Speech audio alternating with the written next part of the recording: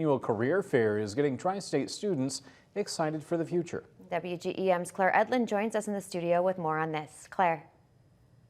Daniel and Mackenzie, more than 900 Pike, Adams, Brown, and Hancock County sophomores came to John Wood Community College today.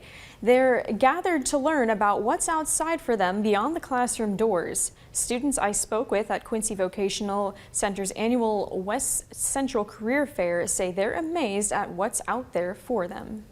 Jennifer Acosta-Telvat is a forensic scientist with the Illinois State Police. She says she loves her career because she loves science, and it's an in-demand field. It's always in demand.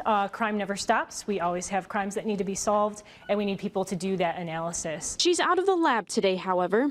Instead, she's at John Wood Community College talking to a group of interested Tri-State sophomores about her career, in the hopes it will sway them to become forensic scientists themselves. And you want to get people early because you do have to go to college and get degrees in science. So we want to get them early and get them interested in it. Josh Carper is interested because he loves science.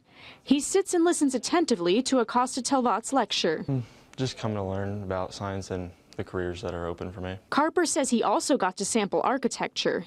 He says he's glad to have more clarity on what the field entails. I didn't really know that interior designing was such a big part of architecture. Coordinators say they make sure to get speakers from all different kinds of fields with the most in-demand jobs in the market. There are 16 nationally recognized career clusters in the United States. The program's coordinator, Gina Finley, says exposing sophomores to these career clusters early on gives them time to plan.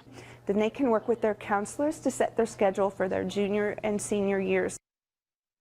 And Finley says students took the most interest in the health sciences industry, which is ultimately a win-win since health is a high-demand career in the workforce. Claire Edlin, WGEM News.